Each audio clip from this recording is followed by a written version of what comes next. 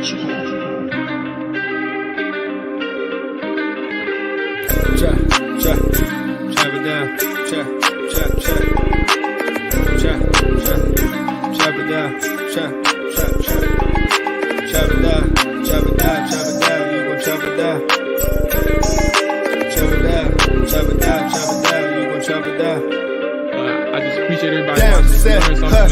him throw the ball, we gon' pick it off. You gon' let him hit the hole or you gon' cut it off. You gon' play through fourth and long or you gon' punt it off. Your defenders, heavy hitters, put your pads in. Don't be looking for the ref to throw no flags in. Keep the helmet on, keep the cleats tight. You the type to want to win by any means, right? You should look alive. This is Trap or Dive. Yes, sir. Welcome back to another episode of Trap or Dive podcast provided to you by 214 Media and SB Nation's Hogs Haven. I'm your host, Mual, and here with AJ and Dre, man. Fellas, how y'all doing, bro? First and foremost, actually, before I even answer that, if you're listening to this, make sure y'all give a shout out to the good man, Dre, man. He turned 43 today. 43. He turned 43. Hey, more aging me, man. I already feel old. I'm older than that. The OG, man, had a year around the sun, another lap around the sun, man. But happy birthday to the good man, Drake. But fellas, how y'all doing, dog? Hey, I'm good, man. Like I said, seeing another year, I'm happy about that. Then the only thing I need is for my damn football team to finally give me something to cheer for the first time since I've been a teenager. So that's all I'm waiting for. And then you might have to postpone that for another year because it won't be this one. But hey, I waited 25. I can wait another year. Wait one more, bro. I feel it, man. Shout out to Dre. Happy birthday, well wishes, nothing but blessings and grace that you allow yourself. But yeah, man, doing good, man. Glad to be doing another episode with you guys and being able to chop it up about the scene. Yeah, man, like you said, this whole group, bro, it's fun, bro. I love the discussions. Like I love what we just discussed before we went live, but just the opportunities that we have in front of us, with us and to really get things shaking over here with Trap or Dive. So yeah, I'm looking forward to this shit. Dre, as AJ said, man, much blessings to you. I'm glad you was able to spend your weekend with the family, bro, and some close friends, bro. I know, well, I guess whenever we get that time, bro, we go ahead, lock in, head out. I mean, well, it's gonna be your birthday gonna be passed by then, but you know, we're gonna see each other couple more times throughout the summer and the season. So ain't nothing to it, man. Maybe we do the fucking I'm cussing already. Maybe we do the preseason game or something, or training camp or something like that. We did training camp last time, right? Or was that mini camp? I forgot. No, we one of them. We did a training camp, but then but that wasn't last year when they did FedEx Field thing. No, that was the Ryan Fitzpatrick year. I'm messing up two things. Yes, it was the open practice at FedEx, and then mini camp last year when I was tweeting out play-by-plays, and they said, bro, delete all your tweets. we can't have you tweeting out the formations and shit like that. I'm like, oh, my bad, bro. We don't have joint practices against the Ravens this year, right, at FedEx? One of those. Is it here? One of them is in Baltimore, right? FedEx. That would be lit. Yeah. So let me look. Interesting. I'll be with that. Ravens. Here we go, 2023. Ravens are hosting the Commanders, so wherever they practice at. M&T Under Armour Performance Center. I know they do a McDaniel College sometimes out with the Ravens out west. I thought I heard like one of the practices was going to be at FedEx. On Monday, Ravens will face the Commanders at FedEx Field. They said no. The two practices are going to be in Owens Mills, the Under Armour Performance Center. But then they got their preseason game at FedEx. Yeah, okay. Yep. It's probably what the last game. We always play them like the last preseason game. It's the second one, so pretty much that's the most serious game. Oh, wow. That is nowadays. Now only 3 preseason games. I keep forgetting about that too. So we get 3 quarters of Sam Howell that game, bro, against one of the best defenses in the NFL. That's going to set Twitter off, boy. I'm telling you, good old bad. But Sam, I actually love that. if Sam Howell got to be QB1 against that defense, oh my God. Twitter. Hey, that's a good test. I mean, I not would only love- for exactly. Sam Howell, but our defense against Lamar Jackson. Like, hopefully Lamar Jackson plays most of the game, but I would love to see what this defense, especially with Chase healthy now and the new additions, see what they can do against Lamar Jackson. Oh, Lamar gonna Does have Lamar to play because they does got Lamar a new play OC. preseason though? I forget. Does he really play? 'Cause I AJ remember- just made a good point. They got a new OC. They got they got a new offensive coordinator. All those damn wide receivers and Odell, Zay Flowers, Bateman, Duvernay. Yeah. Like he gonna have to play. Yeah. No, last year our dress rehearsal game was against the Chiefs. Remember that? They fucking killed us. Man, I just remember that boy looked like what in the world? Cam Curl was getting stretched down the field. That sounded weird. Get it? You know what I'm saying? He had little issues. Yeah, that defense had their issues that night. That was something. Yeah, it's gonna be a good one, bro. That's gonna be a good one, fellas. As we get started with just kind of new topics and overviewing the team, it's a good time to dive into the positional group breakdowns. And I think you mentioned the receivers with the Baltimore Ravens.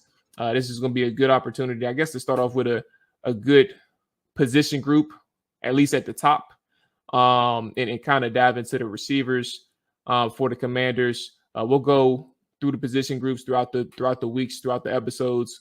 This would be a good one to kind of dive into to start things off with the receivers. So I guess to get the conversation going, there was a conversation on Twitter where they asked they were not even Washington fans. It was more so just a conversation about Terry McLaurin and Jahan Dotson. And they asked, like, could Jahan be better than Terry? And then could they be one of the league's best duos, or could they be the league's best duo in the NFL? And I think the answer to the second one is like a quicker one and no. But I also think if you think about it, and I'm not even I don't think that Jahan is better than Terry right now. But I think that the most encouraging thing that we could have had this season is understanding that Terry McLaurin took an even further level, like a further jump in his progression, but his development as a player in 2022 with such like spotty, below average, mediocre quarterback play. And I love what I saw or seen from Terry in 2022.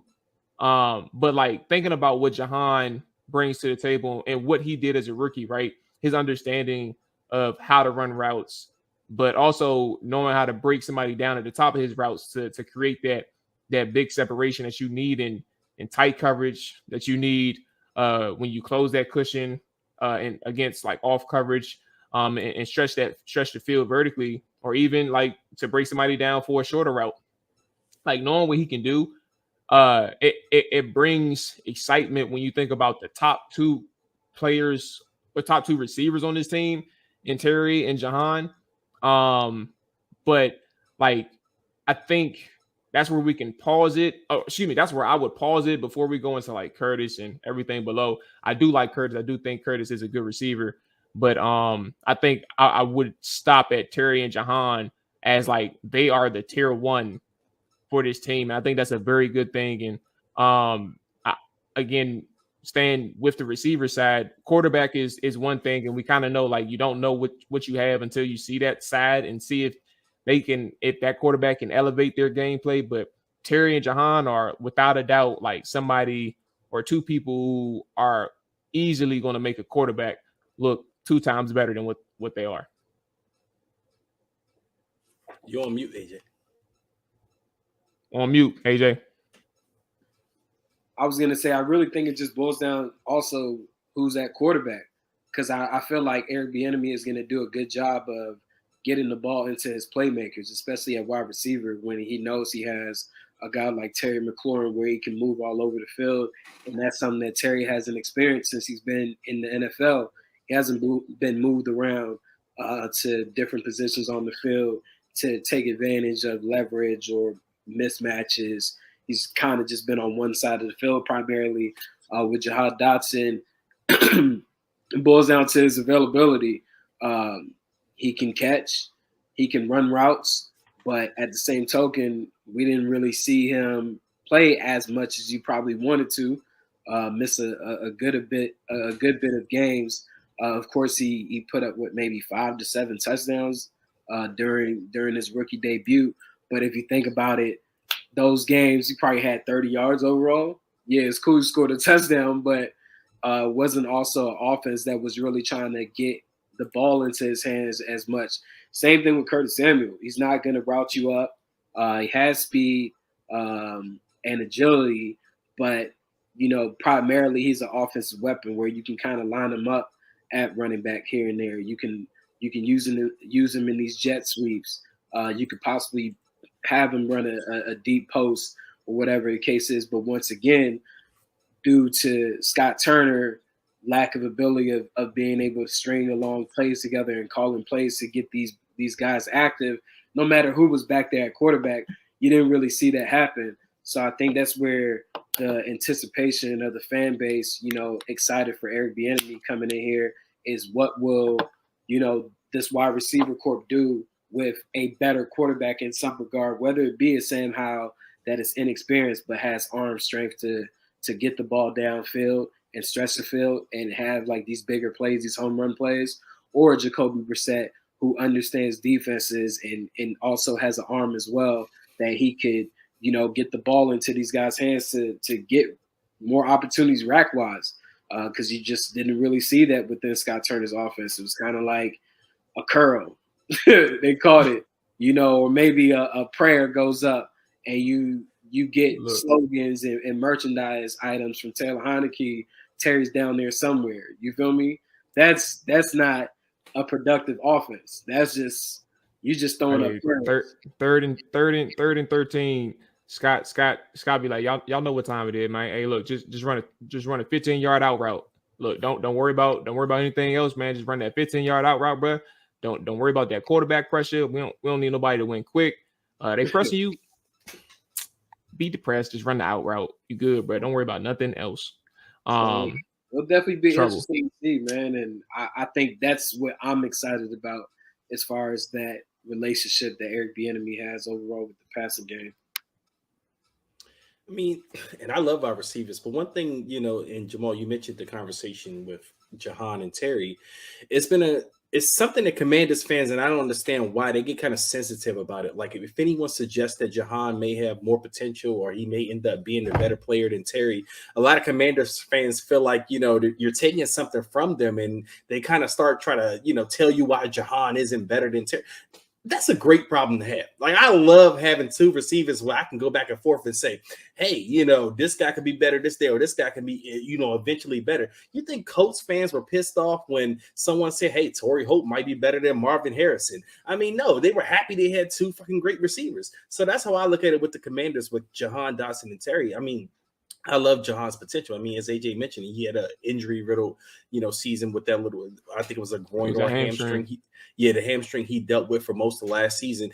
And he still produced. I mean, when Jahan played, I mean, even when he came back, when Taylor Heineke was the quarterback, Taylor had more of a rapport with Terry, and, Jahan kind of took him a little bit more time to get going again. But you just see the potential with Jahan. I just think they're two different receivers. I mean, Terry, he on one hand, he's the guy. He's sure-handed. Terry's going to be the guy that makes a play for you when you need it. But Jahan is that explosive type of receiver. I mean, he may not have that like D-Jack speed, but he kind of has that D-Jack's game-breaking ability. Like he's a guy, like when I think of him with the ball in his hands, he's kind of like a punt returner. You want to get that guy in open space. I mean, he's going to make plays. He's going to make guys miss. I mean, he could take it to the house in any given moment. And I just love having that threat. And like I said, with him and Terry, you got to love it. But again, as AJ mentioned, it does matter who's at quarterback. I mean, who's going to be getting these guys the ball? I am excited about the the opportunity that Eric Bieniemy presents. I mean, obviously, he's a guy known for getting playmakers, or at least the Chiefs were known to get their playmakers the ball and known to get them in different kind of creative packages. So I do want to see how they're able to do that. I mean, but the receiver position as a whole, it's going to be interesting watching into training camp. I mean, obviously, you still have Curtis Samuel, who I like as a slot receiver, gadget guy. I mean, Curtis is a guy you can just put on the field. You can have him, you can put him in the backfield. You can put him in slot. You can line him up all over the field. I love having that option of a Curtis. It's the guys after that you kind of wonder about where do they fit. I mean, obviously, Dyami Brown is a guy we talked about for a while. I mean, is he a guy that this staff even wants at this point? We've heard his name in trade talks. I mean, yes, Sam Howell is playing his college quarterback, but how does the team view him? How does Eric Bieniemy view him? I mean, obviously, Eric Bieniemy went out and signed, or not Eric Bieniemy, but the team went out and signed the Chiefs. Marcus Kemp, he played with the Chiefs under Eric Bieniemy. I don't know if they have a specific plan for that guy, if he's going to be a lock to make the roster, or if they just see him as a special teams guy. And then, of course, you got the Dax Milnes and then the Kaz Allens of the world. I don't want to. We're going to. I didn't know if we was doing a whole receiving group or not. We're going to tap into it. Yeah, we're going to tap into it right now. Because like that second tier guys. I just want to say one thing on Curtis.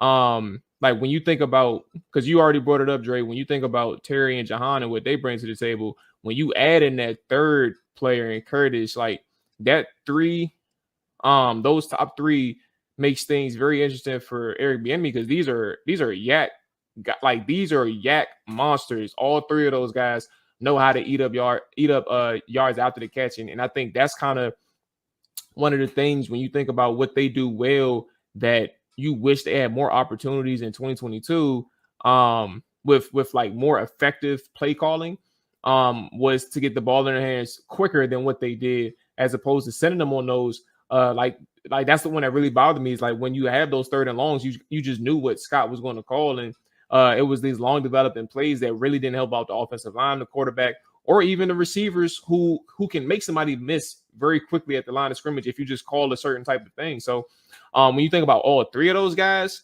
that's what I look forward to the most, kind of seeing what they can do under Bieniemy, a person who knew how to utilize people who can make people miss in space, or make people miss in like tight space and tight areas and things like that. But when you bring up the other tier players, Dyami Brown, let's stop there for a second.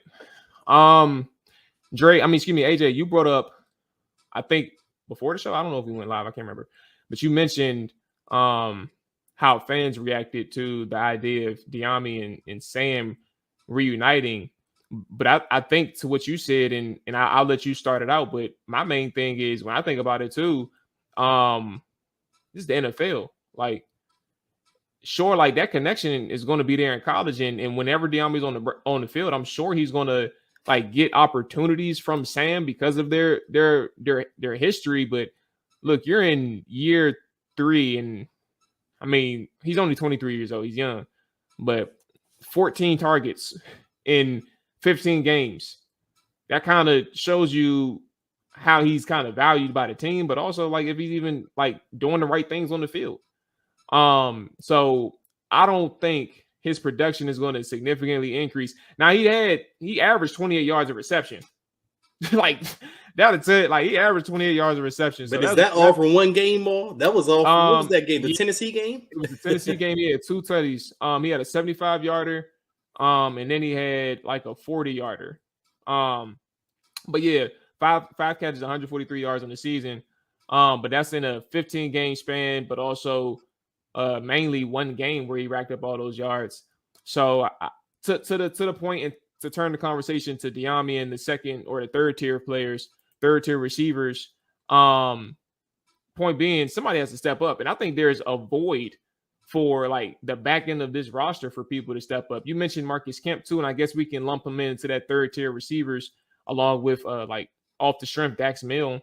But this is like that area where they need somebody who can really step up for them, because Dotson, McLaurin, and Samuel can get it done, but you need depth, and you need somebody who can chip in and make some plays when they need to take a breather. Especially with the injury history, Dotson and Samuel, the last 2 years, we missed them for chunks again. Yes. And you don't have Cam Sims no more. That's your boy, Jamal. We don't have Cam Sims anymore. Yes, he's gone. So AJ, what do you say about the Dyami Brown conversation? And Sam Howell having that opportunity to start. But what do you think about Dyami Brown outlook this year? I mean, fair too. Like year 3 is kind of the year for receivers. But it might be different it may be a little different situation for Dyami. I mean, I think Dyami's struggles in the NFL have nothing to do with the quarterback. I think it has everything to do with the lack of concentration in catching the ball, in being able to sell defenses and cornerbacks on the routes that he's running. Route tree is pretty limited. Of course, people want to make the mutual connection between Sam Howell and Dyami Brown playing together at UNC. But if you ever paid attention to those games that they played together, most of those plays were fly routes. Like, you can literally go run a fly route with a quarterback that you just met 5 seconds ago. You feel me? And especially if you have some type of speed within that conference, you're probably going to be identified as a burner. Now, when you get in the NFL, these cornerbacks are more technically savvy. So you're not about to hit them with fly routes every time. Like, you have to make all your routes look the same, but you're doing different things, and he just doesn't have that route tree in him. So you shouldn't be dependent on if you have a connection with a quarterback or not and thinking that's what's going to elevate a player to be better. You know, we're not talking about Aaron Rodgers, Devontae Adams here, or Tyreek Hill, Patrick Mahomes, Tom Brady, Mike Evans. Tom Brady, Chris Godwin, Danny Amendola, Julian Edelman. We're not talking about one of those parents that have done it on an elite level as far as being in the NFL. People are just anticipating Dyami Brown to step it up more. But it's like, if you ain't step it up in these past couple years, you're now going to step it up more because your guy from college may be the starting quarterback. Nah, bro. Like, you really ain't about your check. Like, you're going to be playing with the San Antonio Rough Riders, if that's even the name. If you don't step it up, whatever the team name is, Dragon Tails, Roughnecks, whatever they got, you're going to be hanging out with The Rock soon. Like, because clock is ticking, my boy. Like, you a 3rd round pick. You've made no impact at all as a player. Like Mual said, he's played some special teams. Okay, he might just be running down there, but he damn sure ain't tackling nobody. Like, he's just out there for cardio purposes at this point. And there's other guys that are hungry trying to make teams. Like, you look at a Mitchell Tinsley from Penn State. That boy trying to make a team. You don't think he want that spot over Dyami Brown? Teams is cutting 2nd round picks, 1st round picks, 3rd round picks. So that don't guarantee you anything. You got guys like Casimir Allen that's coming in. Like, you got other guys that's hungry, man. And I just feel like, even what I've seen from Dyami Brown, from what he's put out there on his own social media platforms and YouTube channel, it's bullshit. Like, his workouts are bullshit. Like, he's not even working out. He's not even working out with it's going to get taken the wrong way, but he's not even working out with other NFL pros, whether it be quarterback or cornerbacks, whatever. That boy just at the crib working out with one of his peoples and just lollygagging. I mean, he did something with Captain Munderland, but I mean, Captain is like pushing close to 40. Like, he could give him some nuances of the position, but this is the prime time you should really be here, either working out with fellow teammates, or you should be at a facility and getting it in against other pros. You feel me? But yeah, man, I just feel like Dyami Brown got to realize and wake up, like, he has to step it up sooner than later, or he could easily be out this league. Because right now there's nothing that he does that he has a niche of that would necessarily keep Washington interested in him or even another team. Because we can't sit here and act like he's running a 4-3 or something and we see it show up on film in the NFL. We're not seeing that. Like, the days of blowing past corners at UNC no longer exists, my boy. You're going to have to be able to run some routes and expand this route tree and concentrate on catching the ball. But I don't think, I ain't gonna lie, I don't think it's wrong. Not wrong. I don't think it's bad for a person to be like just a one level threat. You have to be elite at that if you're gonna do it. You got to be elite at that. He ain't I don't even think you got to be elite, but I don't think he's close to being like consistently good. I think that's where he's at. You don't have to be elite. Like if you playing corner, right? Every team got a guy that could be a deep threat, or they're a bigger threat, they're a physical guy, or whatever, and you got a target to stop that. But he's not elite at that. You're not even concerned. Like, you automatically know if he coming in, this is the route that he gonna run, because that's the only thing he can really run. Yeah. Anything else, I'm gonna undercut it and I'm gonna get a pick if they even tend to look his way. But I don't know. It's just like, I feel like I get it. When you got a guy like Dyami Brown, right, based off just what the depth chart is, he's gonna get a lot of opportunity, or whoever is the fourth guy within this offense, wide receiver wise, is gonna get way more opportunities than they ever have gotten within the Scott Turner offense. Because like Kansas City typically rotated wide receivers often, even with Tyreek Hill, they always rotated wide receivers for different initiatives of whatever they were doing on this drive, whatever the case is. But reality is he's one play away from possibly having to start and being in every down. Because as you know, in this league, a lot of the sets are 3 wide receiver formations. If Terry goes down, if Jahan goes down, Curtis goes down, that boy is now in for every play. Yeah. Do you really want that? I don't think I would want that. I would be interested in acquiring somebody else, or saying who else on my roster really wants this. And that's not me trying to dog him. It's just like, hey man, I just feel like I've been around Dyami. He's a good solid guy, man. He definitely has the size to be impactful. I just think sometimes some people get comfortable with their position and think it's going to last for long, and that's not how it typically goes. And that could be said for anybody else outside of the names of Terry, Jahan, and Curtis. Those are 2 highly paid guys, and one that is a first-round pick. Everybody else on the roster, they got to show up and prove their worth. Even Dax, like. Yeah, I was about to say that's what we can go into now with Dax, bro. If we're talking about that third tier, before we talk about a little bit of Cashmere and the other guys, that I don't think Dax can't get saved this season, bro. And what I mean by that specifically is, like, he became more important. I'm not saying it was the right thing, but I'm saying he became more important to this team because he was their punt returner and their kick returner at one point. But he can't get saved this year because, like, I think the coaching staff knew that there was a need, and they got to find an answer at punt return. They got to find somebody who can help out in the return game. And if his effectiveness or if his importance decreases because they're able to find somebody at that role, I don't think Dax is going to be a guy who's going to significantly, like, or that he's like truly guaranteed anything, especially with the enemy being around now too. I don't think Dax is guaranteed. And byproduct, we talked about Dyami for a good minute. I think we know Dyami isn't guaranteed anything either, but Dax isn't guaranteed anything. I think we're all in agreement with that. Like, punt return, bro, like, you gotta have the ability to make somebody miss, bro. You can't just go back there and goddamn fair catch everything or get a yard or two. Like, I think even coaches need to see, like, sure, ball security is fine, but if you ain't no threat back there, like, we have no plus advantage on punt return if you can't do anything more than just catch the ball.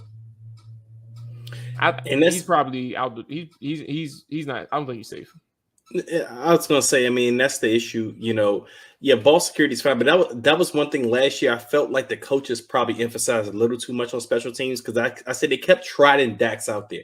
You know, you have Jahan Dotson. I mean, I get it; he dealt with the injuries and all of that, but Jahan, he's a guy you could put out. Not all the time, but you could put him out there occasionally back there. I mean, you had other options that you could probably try, but they seem like they value ball security. But the moves they made this offseason suggest that nobody behind the top three, guys that we have as wide receivers is safe. Like I said, Dyami, yeah, he may play gunner, but Marcus Kemp did that in Kansas City. I mean, and obviously he has a rapport with Eric Bieniemy. He knows him, and Eric Bieniemy is getting a little bit of say in roster moves, allegedly, at least this offseason, from what we heard from Ron with the draft release. So Dax, I don't think he's safe at all. I mean, Dyami, on the other hand, he's not safe either. But they're going to give him probably training camp to show something. But the coaching staff has seen him. They watched him for the last couple of years. One of the biggest knocks on Dyami coming out was that he was a one-trick pony in a route tree. They said at UNC he didn't run a lot of routes. His route tree wasn't expansive. And if the coaches were talking about trading a guy like Dyami this offseason, then that must mean that they haven't seen anything in the past couple of seasons to suggest that they like having him around, or that they see that he can improve, as this type of guy here in Washington. And then Dax Milne, Dax, he was the return. He was the return guy. He's the 4th, 5th guy.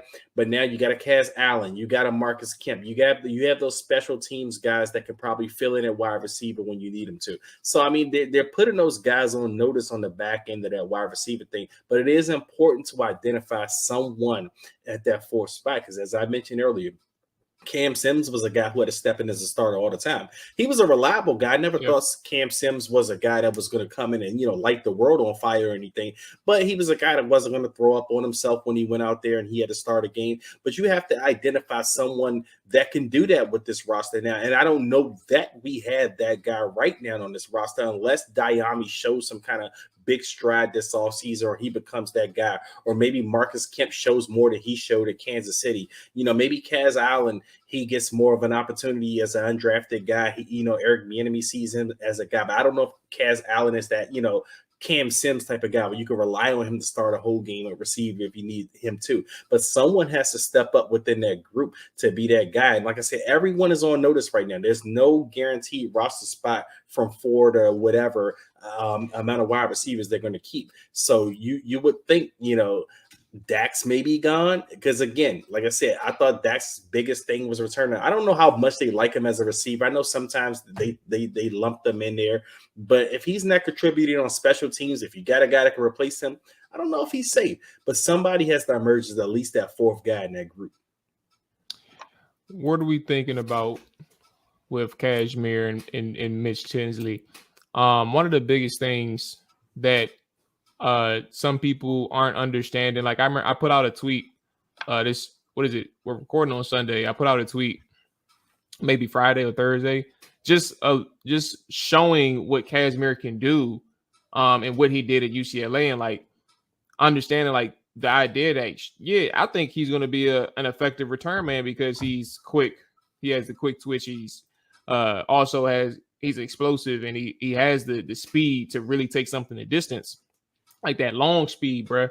But like if you see how UCLA used them in the offense, they had that man at H-back with motions, post snap runs where like he's crossing the formation to get him in open field and have him moving opposite flow of the defense.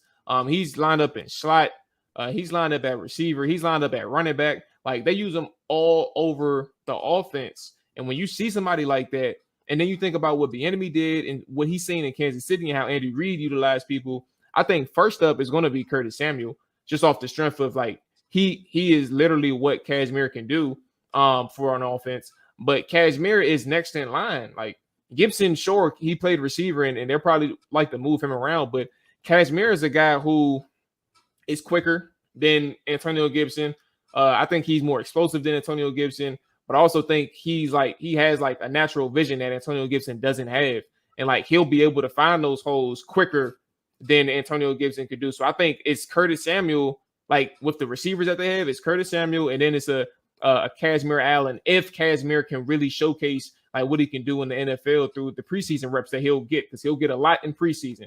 And they'll try to work that thing out in preseason. So I really think to that point, when you show what he can do, like people had this opposition because he was an undrafted free agent.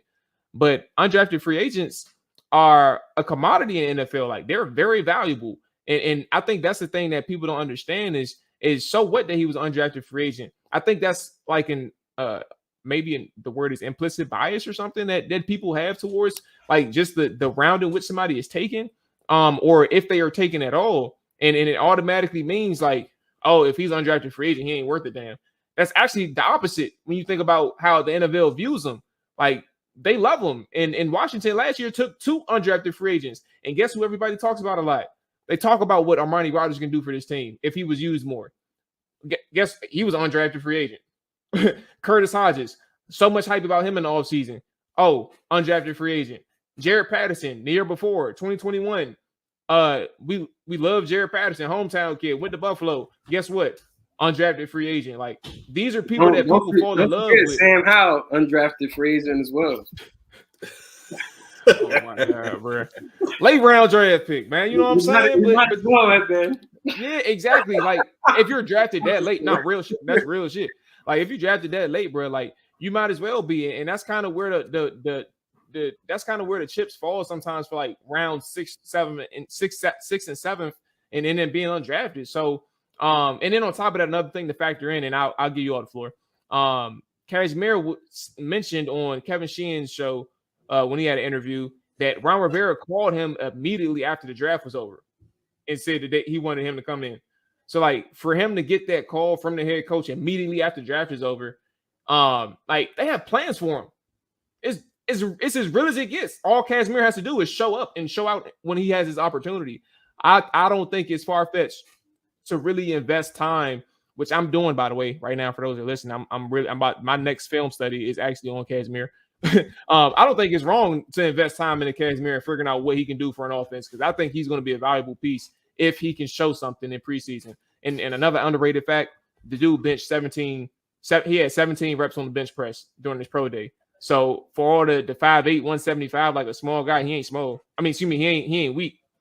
He's a strong dude. So yeah, and I mean, even I haven't heard the Casimir Allen interview, but a lot of people just look at numbers and don't try to dive in deeper. Like they're looking at, oh, he ran a 4.5, but you don't know it was a monsoon on his pro day.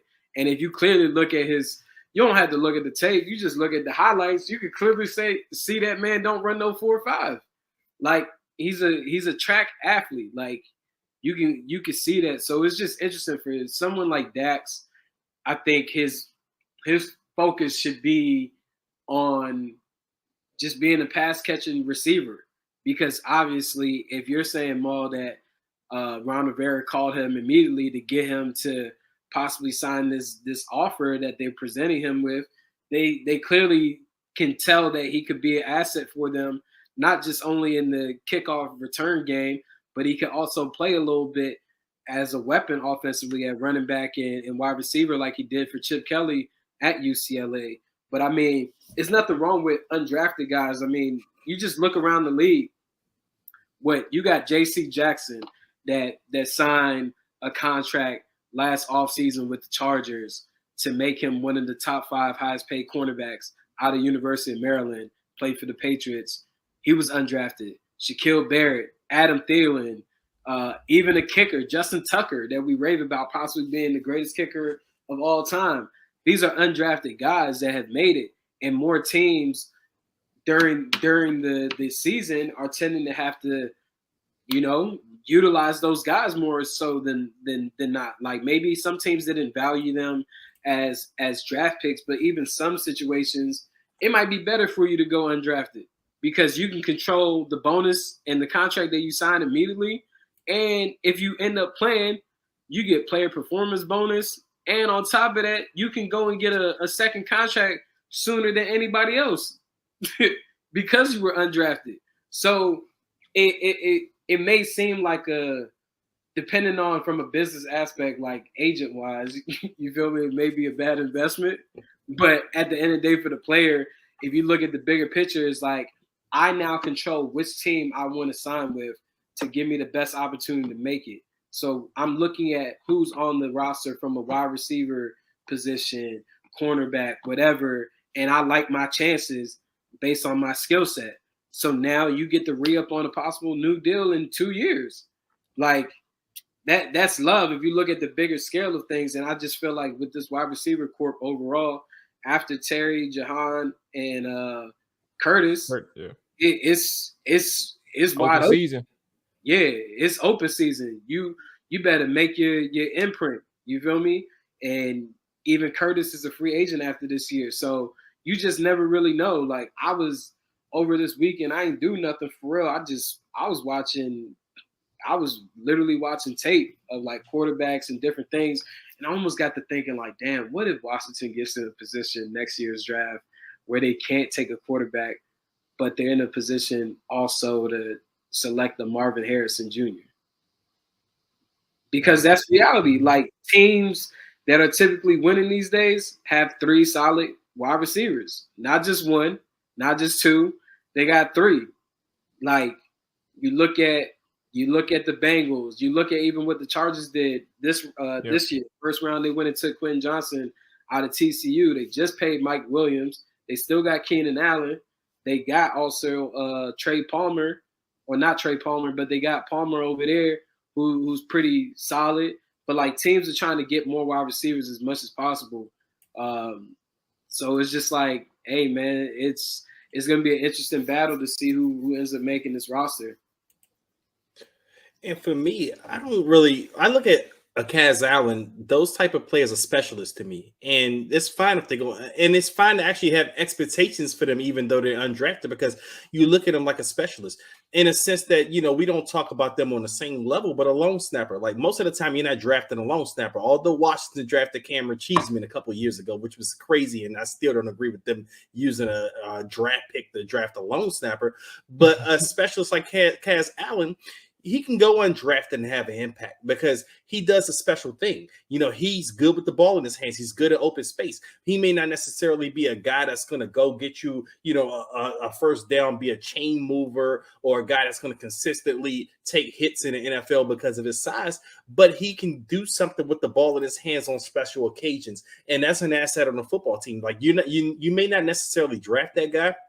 I mean, I even think back to Dante Hall. I think Dante Hall was a late round draft pick, but I mean, he's a guy that could have went undrafted and you wouldn't have thought anything of it, but he makes an impact because he's a specialist with the ball in his hand. And Kaz Allen has that potential to do that. I mean, obviously you've seen what he could do at UCLA. I mean, that's a Power 5 conference in football, college football.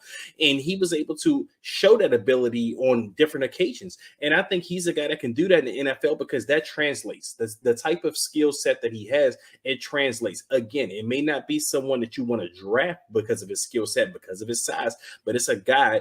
I mean, shit. We even like Brandon Banks when he was here. Brandon Banks was undrafted. Brandon Banks, I mean, he may have had a return touchdown or 2 while he was here. I mean, he didn't last long in the NFL, but he was a specialist. I mean, he probably could have for other reasons, but I look at Kaz Allen in that same boat. I mean, and as AJ said, what if Curtis Samuel leaves next year? What if Kaz Allen makes some kind of, special impact with Eric Bieniemy? Maybe he gives him a couple of packages. They may look at him in that type of role to say he can maybe, replace Curtis Samuel in a year or so. I mean, but again, it's okay to have a little bit of expectations for a guy like that to make the football team because, like I said, he's a specialist. And I do think that, with his ability, he has a great chance to make this roster, man, and maybe even be the full-time returner on this team.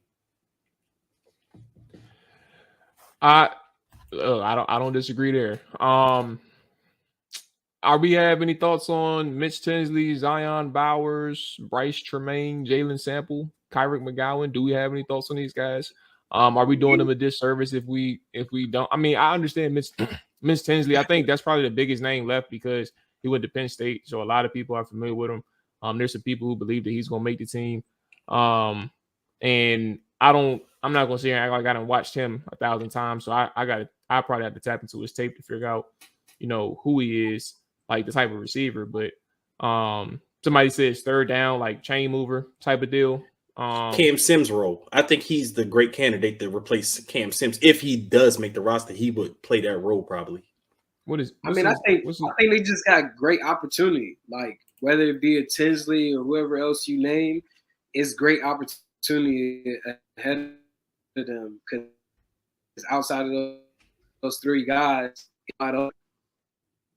where going to niche yourself, whether it be special teams or if you're going to be that 50-50 physical wide receiver, because they don't have, outside of that, they don't have a big body wide receiver or someone that can go get those 50-50 balls. I mean, I guess you could say Terry McLaurin, but I'm talking about from a physical stature, like at least being 6'2".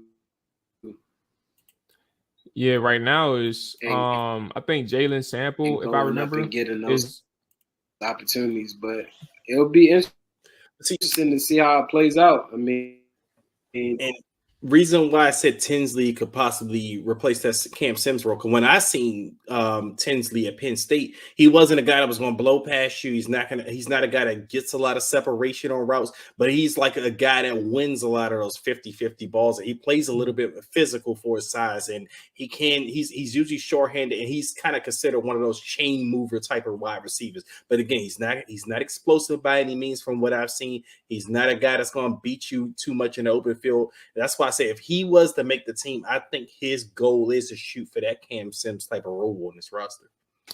So I was looking at Jalen Sample out of Minnesota State. So I know he was pretty tall, so he's 6'3", 198. But looking at his pro day results, I can kind of see why he went undrafted. 4'6", 40. And at his size, he put up 7 reps on the bench press. Comparatively speaking, we talked about Kyrie McGowan, who put up 17. Not Kyrie McGowan. Kaz put up 17 bench reps at 170 or whatever, however much he weighed. And he has, comparatively speaking, he has 9-inch hands, 9 inches and 5/8, whereas you have Mitchell Tinsley. He had 10-inch hands. And like the more and more I watch tape, the more I kind of understand like that stuff really does matter. Like Kazmir has had some random drops because his hands are a little bit too small. So you kind of see the nuances when you watch like the type of catches that they can't really haul in because they don't have good hands or anything like that, or they don't have the good hand size or anything like that. So that's gonna be interesting. Jalen Sample has the size, but we'll see if he can compete in camps and stuff like that. I think we're good, y'all. I think we covered everybody. We'll figure out. Look, if y'all are listening, man, and y'all think we missed somebody on the bottom who should have got a little bit more recognition, y'all talk to us, let us know. But that's gonna wrap it up for the receiver position group breakdown. We'll be back for some more along the way. We got an interview right now scheduled this week, or should be scheduled this week. Hopefully it comes through. But you'll see that towards the tail end of the week. So that's gonna wrap it up for us today. In this episode, the fellas will be back next time. Y'all take it easy. Peace. Down, set, watch him throw the ball. We gon' pick it off. You gon' let him hit the hole or you gon' cut it off.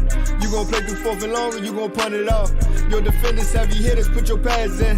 Don't be looking for the ref to throw no flags in. Keep the helmet on, keep the cleats tight. You the type to want to win by any means, right? You should look alive. This is Trap or Dive.